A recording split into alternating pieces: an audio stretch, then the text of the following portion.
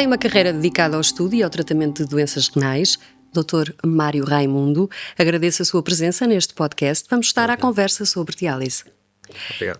O senhor integra a Comissão Científica da Sociedade Portuguesa de Nefrologia. Será a pessoa certa para me dizer, cientificamente falando, como é que nós estamos nesta área? Antes de mais, muito bom dia, muito obrigado à Ana Dial pelo amável convite para estar aqui presente.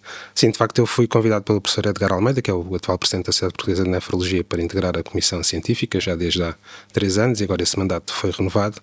E de facto, em termos de evolução científica na nefrologia, eu posso dizer que a última década foi de facto muito entusiasmante e muito pujante. Ainda não completei bem 2 décadas de nefrologia, de trabalho na nefrologia, mas a primeira dessas décadas eu passei a vida em congresso onde se salientava o facto da nefrologia ser uma especialidade em que se investigava muito pouco, nomeadamente havia muito poucos ensaios clínicos randomizados e controlados, que são os ensaios que nos dão as verdadeiras respostas sobre a eficácia de uma determinada intervenção. E de facto nos últimos anos nós temos assistido a uma grande evolução em quase todo o espectro da doença renal, não só na doença renal crónica, mas também na lesão renal aguda, e em vários âmbitos, nomeadamente não só farmacológicos, mas também em novas perspectivas de abordagem aos doentes, novas técnicas de substituição da função renal, enfim, tem havido uma grande evolução.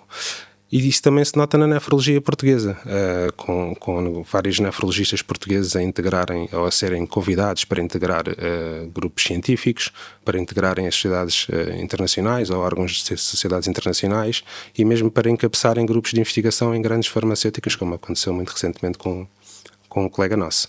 Doutor, mas que grandes avanços é que vêm por aí, ao fim e ao cabo? Por onde é que passará o futuro? O futuro, sim, então comecemos pelo futuro, que se calhar é aquilo que é mais... que as pessoas querem saber. É aquilo que as pessoas querem saber e, de facto, falando se calhar de doentes que têm doença renal crónica terminal e que vivem em diálise ou têm a perspectiva de vir a entrar em diálise, aquilo que pode ter mais impacto para eles são novas formas que nós poderemos vir a ter, e se calhar não estamos assim tão longe de as vir a ter, de substituir a função renal sem ser através de diálise e eventualmente transplantação.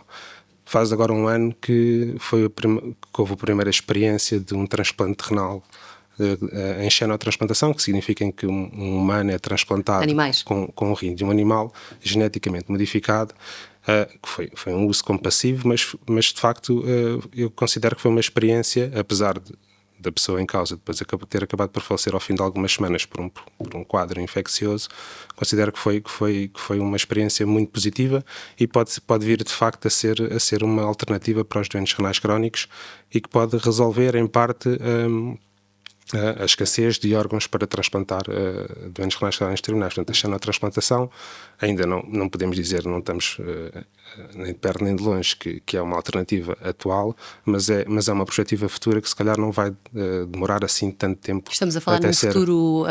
Talvez de 1 década ou 2. Talvez. O facto de a xenotransplantação já teve um caminho já de vários anos, não é? Ainda antes desse estudo, o mesmo grupo, antes de transplantarem esse doente, o mesmo grupo fez um estudo em doentes em morte cerebral, okay? Em que mostravam a viabilidade daquele rim que era geneticamente modificado. Na realidade, o que eles fizeram foi criar um rim a partir de células em que foram anulados os genes da espécie, ou os principais genes que determinam a rejeição aguda entre espécies. Pronto. E conseguiram, de facto, manter esse rim funcionando durante 2 ou 3 semanas, num humano. Isso é, de facto, uma perspectiva de futuro que é entusiasmante não só para os nefrologistas, mas sobretudo para os doentes.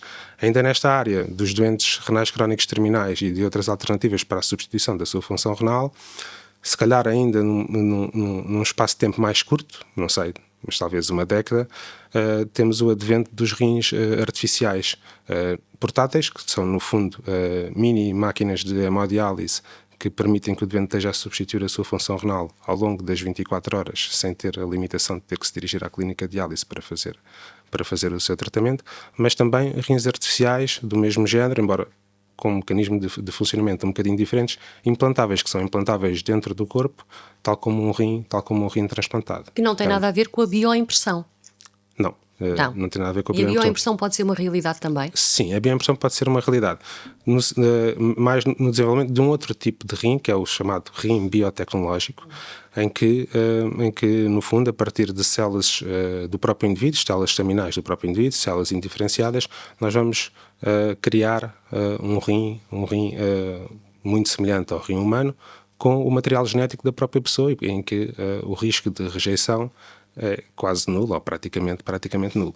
Isto parece uma coisa de ficção científica, mas não quase é. de ficção científica, mas não é. E as impressões em 3D, de facto, o grande problema, nós conseguimos já pegar em algumas células indiferenciadas de uma pessoa e criar pequenos rins que se chamam organoides renais, pronto, que nem de perto nem de longe conseguem substituir a função de um rim humano normal.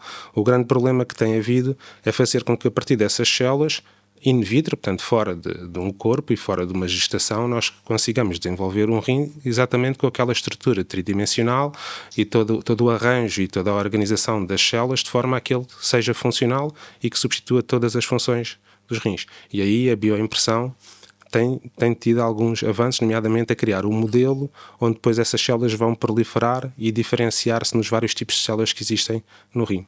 Outra coisa que tem sido feita neste âmbito para tentar criar um rim o mais parecido com o rim humano é pegar, por exemplo, em rins de porco, nomeadamente, e expoliá-lo de todas as células existentes, mantendo só a sua estrutura, e depois são como que injetadas células humanas nesse rim e elas vão se diferenciar em função depois de alguma manipulação nos vários tipos de células do rim e criar um rim funcionante. Portanto, vem para aí muitas Sim, coisas, não é? E nós às vezes achamos que isto é quase ficção científica, mas com a rapidez que a tecnologia evolui, de facto podem ser poucas décadas até estarmos nesse ponto. Nesse patamar, não é? Não sei se ainda vai ser na sua geração. Na minha geração, na minha vida Na útil, nossa. ou na nossa, exato, mas vai ser certamente ainda neste século. Muito bem. Não tenho Doutor, o dúvidas senhor disso. exerce funções também como diretor clínico numa unidade privada especializada em cuidados renais. Sim. Eu gostava de perceber consigo como é que as coisas funcionam na prática. Ou seja, dizem muitas vezes, e já disseram muitas vezes neste podcast, que o doente é visto como um todo. Sim. Isto quer dizer exatamente o quê? Exato. Na realidade, nós tentamos que nas clínicas de hemodiálise existe aquilo que se chama cuidados integrados, em que o doente tem acesso a uma série de serviços, não é? Ou de profissionais no mesmo sítio, ou sem ter que se deslocar, e tem acesso a uma série de cuidados em conjunto. E de facto nós nas clínicas de hemodiálise hoje em dia, para além dos médicos obviamente e dos enfermeiros, existem uma série de outros profissionais, nomeadamente nutricionistas, farmacêuticos, assistentes sociais, que prestam um cuidado integrado aos doentes. Também, pelo menos na minha clínica, em várias clínicas que eu conheço, há uma integração, digamos assim, dos cuidados junto da comunidade do doente, nomeadamente com o centro de saúde, com os lares, com as instituições residenciais para pessoas idosas, para tentar proporcionar cuidados coordenados e integrados a esses doentes. Os doentes em diálise, para além do cuidado de diálise, do tratamento de diálise, têm acesso na própria clínica de diálise a uma série de medicação que lhes é fornecida e que está incluída no preço compreensivo. Têm acesso à realização de alguns exames complementares de diagnóstico, não todos, nem todos estão incluídos nesse preço compreensivo, e é nesse sentido que nós podemos dizer, para já, que os doentes têm acesso a um cuidado integrado. As clínicas de diálise também cooperam muito diretamente com as unidades de transplantação, no sentido da avaliação do potencial de um doente para ser transplantado e da avaliação de eventuais contraindicações, mas claro que nós podemos sempre caminhar no sentido de mais integração do que aquela que já temos atualmente. Eu ia precisamente perguntar-lhe se o senhor acha que as unidades privadas têm capacidade para ter mais responsabilidades. Eu acho que sim. Eu acho que Portugal tem uma rede de unidades de diálise que é muito abrangente a nível territorial do país e é mais abrangente do que os serviços de nefrologia dos hospitais, do SNS. Claro que em grandes cidades, como em Lisboa e o Porto, esse não é o caso, mas mais no interior, muitas vezes o serviço nefrológico, digamos assim, ou de nefrologia mais próximo do utente é mesmo a clínica de diálise. E eu considero que as clínicas de diálise fazem parte do SNS, são privadas, são do setor convencionado, mas devem fazer parte do SNS e acho que nós podemos aproveitá-las para nos aproximar mais das populações. Em relação a maior integração, certamente os nossos doentes, por exemplo, são consumidores, entre aspas, de uma série de outros serviços e precisam de outras especialidades que atualmente não têm acesso nas clínicas de diálise, só terão acesso nos hospitais do SNS ou em hospitais privados, nomeadamente cardiologia, endocrinologia, mesmo de cirurgia vascular. Têm acesso, mas só se estiver relacionado com o acesso vascular para a hemodiálise, não para outras complicações vasculares que são muito comuns nestes doentes, e podemos caminhar nesse sentido, no sentido de as clínicas de diálise também proporcionarem esse tipo de serviços, além daqueles que já proporcionam. Também no âmbito da saúde mental, no passado já estiveram incluídos nas clínicas de diálise serviços de psicologia, que neste momento não estão. E que, no meu entender, é de facto uma mais-valia. A depressão e a ansiedade, o síndrome ansiodepressivo, é muito, muito prevalente nos doentes em diálise. A depressão mascarada, digamos assim, que nós não nos apercebemos, afeta uma porcentagem grande de doentes? 25 a 30% dos doentes em diálise, e muitos deles não estão medicados, sendo que nós temos algumas armas terapêuticas para os tratar. E, de facto, se calhar, também a inclusão da saúde mental nas clínicas de diálise, ou o acesso à saúde mental nas clínicas de diálise, poderia ser uma mais-valia. Depois, enfim, há outros tipos de serviços mais relacionados com a nefrologia que também, no futuro, podem vir a ser incluídos nas clínicas de diálise, nomeadamente as terapêuticas domiciliárias, como a diálise peritoneal ou a hemodiálise domiciliária, que eu saiba, neste momento em Portugal só há 1 ou 2 clínicas de diálise que fornecem serviços de hemodiálise domiciliária. Os últimos dados que nós temos, era menos de uma dezena de doentes portugueses que tinham a hipótese de fazer hemodiálise em casa, e isso de facto é um dos objetivos, por exemplo, da DGS, aumentar o número de doentes a fazer terapêuticas dialíticas em casa, e portanto isso podemos aproveitar também a rede das clínicas de diálise para atingir esse objetivo. Eu, pegando nas suas palavras, ia-lhe perguntar porque é que a hemodiálise é um dos tratamentos mais utilizados para estes doentes, não é? Porquê a hemodiálise? Porque não a diálise peritoneal, por exemplo? Vamos pensar quem nos está a ouvir lá em casa. É uma pergunta difícil de responder, e há várias razões para isso, mas talvez a principal seja que a diálise peritoneal implica o doente ter capacidade para aprender a fazer a técnica, ou alguém por ele. Okay? Porque é ele que gera. É ele que gera. É o doente que faz em casa, obviamente sempre com o apoio do hospital, portanto o doente é ensinado a fazer a técnica e tem sempre o apoio do hospital, mas é o doente que tem que assumir a responsabilidade pelo seu tratamento. E em Portugal nós notamos um pouco, ainda há muito a cultura do doente pôr a sua vida nas mãos do médico e prefere não ter que assumir essa responsabilidade. Essa pode ser uma das razões, também uma razão cultural. Depois há outra razão, que é a diálise peritoneal, como técnica terapêutica dialítica, ela não é infinita, ou seja, ela não permite, na maior parte dos doentes, ela tem um tempo de vida útil. Porquê? Porque a diálise peritoneal, como o próprio nome indica, é feita através de uma membrana que é o peritoneu, que é uma membrana que nós temos dentro da barriga, que não foi feita para ter líquido lá dentro e para fazer trocas entre esse líquido e o sangue. Pronto.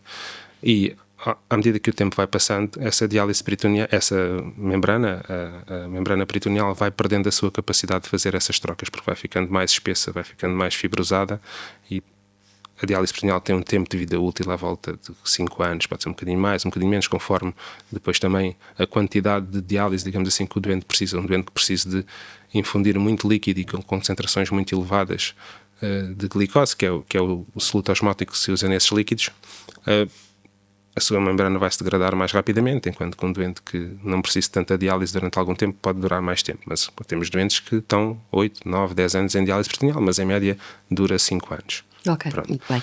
Posso perguntar-lhe claro porque... Diga. Há sempre também uma razão, a economia está sempre por trás de tudo. Claro. Não é? Pronto. E de facto... E é mais caro fazer diálise peritoneal? Não creio que seja mais... Não tenho dados muito concretos para dizer isto, não sou economista nem gestor, mas creio que não é mais caro fazer diálise peritoneal. Mas não há interesse de grandes grupos de diálise privados em fornecer serviços de diálise peritoneal em Portugal, porque não há um pagamento atribuído a isso neste momento, mas pode vir a haver, não se exclui essa possibilidade. Isso talvez possa ser uma forma de aumentar o número de doentes em diálise peritoneal, certamente. Doutor, posso perguntar-lhe porquê que escolheu a nefrologia como especialidade médica? Noto que tem aí uma paixão a falar sobre o assunto, mas porquê a nefrologia? Não sei, olha, eu comecei na faculdade. Eu gostei sempre muito de tudo o que era capítulos relacionados com o rim e com a nefrologia e com a fisiopatologia das doenças renais. E sempre notei isso, sempre que estudei durante a faculdade, foi sempre das matérias que mais me entusiasmaram. Pronto.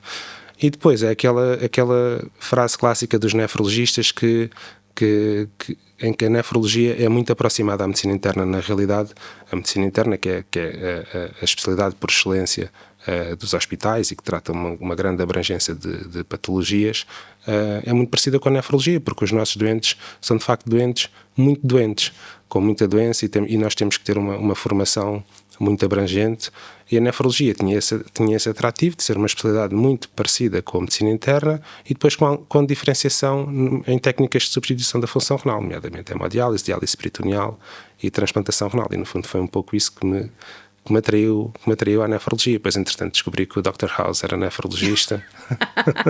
E isso também contribuiu um bocadinho, Exato, não é? contribuiu um bocadinho. E depois, enfim, a minha indecisão era entre nefrologia e cardiologia. Estava indeciso entre essas duas. Sim. Muito bem. Olha, existe um número suficiente de nefrologistas para responder à crescente prevalência da doença renal crónica em Portugal? Sim, eu creio que em Portugal, essa é uma questão muito importante. Em Portugal, o problema não é a falta de nefrologistas. Não, eu pergunto isto porque formam-se, tanto quanto eu sei, há 20 a 30 novos nefrologistas por ano que se formam em Portugal, não é? Exato. A última vez que olhei para esses dados foi em 2022 e nós tínhamos cerca de 400 nefrologistas inscritos no Colégio da Especialidade. Entretanto, já passaram mais 3 anos, como diz, 25 a 30 novos nefrologistas a formarem, certamente alguns a sair, mas eu posso dizer que em Portugal haverão entre 400 a 500 nefrologistas em atividade, o que dá uma incidência de nefrologistas por milhão de habitantes entre 40 a 50. O que é muito bom. Eu posso lhe dizer que em países desenvolvidos como a Alemanha é abaixo dos 30. Portanto, eu acho que o problema não é nem a falta de nefrologistas, nem a falta de rede nefrológica nacional. Eu acho que nós estamos muito bem servidos de rede nefrológica nacional. Eu acho que o problema da incidência de doentes em diálise está muito antes disso, portanto, muito antes dos doentes chegarem à nefrologia. Nós ainda hoje em dia temos mais de 20% dos doentes que começam diálise sem terem sido seguidos previamente por nefrologista. Sendo que, quando estamos a falar disto, e os dados que nos dão, estes dados, considera-se que um doente não era seguido por nefrologista se começou a diálise menos de 3 meses antes, mas 3 meses antes de ter sido visto a primeira vez por um nefrologista, 3 meses é pouquíssimo para um nefrologista exercer qualquer tipo de ação na progressão da doença renal. Pronto. Sendo que haverá sempre uma percentagem de doentes que vão começar diálise de forma não programada e sem terem sido seguidos por nefrologistas, porque há doenças agudas que conduzem à necessidade de diálise em poucas semanas e essas são impossíveis de prever. O problema está, creio eu, sobretudo na identificação precoce da doença renal crónica. Nós temos uma população com muitos fatores de risco cardiovascular, que são, na realidade, também os mesmos fatores de risco para a doença renal crónica, e o rastreio dessa população eu creio que ainda é subótimo. Pronto. Por exemplo, para lhe dar um exemplo, o último estudo sobre a prevalência da doença renal crónica em todos os estadios em Portugal foi feito na ULS de Matosinhos há uns anos atrás, e que identificou a tal prevalência à volta dos 10% da doença renal crónica. Mas desses 10%, mais de metade dos doentes não tinham feito uma análise que é uma análise básica para prever a progressão da doença renal crónica. Que é? Que é a quantificação da perda de albumina na urina, que é a nossa principal proteína no sangue. E hoje em dia a classificação ou a estratificação da doença renal crónica é baseada em 2 parâmetros. Um parâmetro que no fundo reflete a percentagem de funcionamento do rim, a capacidade do rim de filtrar o sangue, que é a taxa de filtrado glomerular, e o outro parâmetro é a perda de albumina na urina, que traduz a lesão ao nível da unidade funcional do rim do glomérulo. E em função desses 2 parâmetros nós estratificamos, por um lado, identificamos a doença renal crónica e por outro lado estratificamos o seu risco de progressão. Mais de 50% dos doentes que tinham critério para ter doença renal crónica por taxa de filtrado glomerular não tinham uma única determinação da albumina feita. E isso traduz alguma falência dos cuidados de saúde primários na identificação e na abordagem destes doentes. Eu acho que o problema não está na falta de nefrologistas nem na falta de cuidados nefrológicos, está na identificação precoce da doença renal crónica, e depois essa falta de identificação precoce também nos limita a instituição precoce de terapêuticas modificadoras de prognóstico que atrasam a progressão da doença renal crónica. E voltando, se calhar logo à primeira pergunta que me fez, dos grandes avanços que nós tivemos nos últimos anos foi de facto em fármacos que atrasam a progressão da doença renal crónica. Quando eu entrei na nefrologia, nós tínhamos 2 grupos de fármacos que atrasavam a progressão da doença renal crónica, já descobertos nos anos 90, e vivíamos num marasmo de novas alternativas terapêuticas para atrasar esta progressão, que é uma progressão inexorável. Só pela idade nós vamos perdendo alguma função renal só pelo evoluir dos anos. Costuma-se dizer que acima dos 60 anos, 1 em cada 4 pessoas tem doença renal crónica por esta progressão atribuída à idade. 1 em cada 4. E nos últimos anos surgiram uma série de fármacos que atrasam muito significativamente a progressão da doença renal crónica, mas para nós os podermos usar e para maximizarmos o seu efeito temos que detectar... Tem que receber estes doentes mais cedo. Sim, e nem todos precisarão de vir para uma consulta de nefrologia. Têm que ser identificados, eu acho que tem que haver uma maior aproximação, se calhar. Agora as ULS pode ser que venham a permitir isso, haver uma maior aproximação dos serviços hospitalares de nefrologia aos cuidados de saúde primários e partilharmos o seguimento destes doentes. Há certamente uma grande franja dos doentes que não precisam de vir para as consultas de nefrologia, podem ser seguidos pelo seu médico de família, com o apoio do serviço de nefrologia, e depois só virem para o serviço de nefrologia, de facto, quando estiverem já numa fase mais avançada e mais próxima da necessidade de vir a começar uma terapêutica de substituição. Dr. Mário, estamos a terminar a nossa entrevista, mas pedi-lhe uma última mensagem. Uma mensagem? Para quem? Para os doentes? Ou para quem quiser. Eu penso que se calhar para os doentes. Para os doentes, sim. Eu acho que a mensagem é uma mensagem de confiança e de esperança, por um lado. Confiança porque, de facto, eu acho que a nefrologia portuguesa está viva e de boa saúde, e nós temos resultados nos doentes que nós tratamos que, de facto, nos orgulham. Nós temos, apesar de termos uma elevada incidência de doentes a começar diálise, nós temos muito bons resultados, por exemplo, nos doentes em diálise. Os parâmetros clínicos que são avaliados, não só pela DGS, nomeadamente na última relatório da ERS, mas também que as próprias empresas de diálise publicam e que comparam países entre si, demonstram que os nefrologistas portugueses tratam muito bem os seus doentes. E depois de esperança no futuro, de esperança, nomeadamente, em novas alternativas de substituição da função renal que poderão no futuro eventualmente eliminar ou pelo menos reduzir muito a necessidade de um doente ter que se dirigir 3 vezes por semana a uma clínica de diálise para fazer hemodiálise. Dr. Mário Raimundo, agradeço a sua presença neste podcast da Anadial. Estivemos à conversa sobre diálise.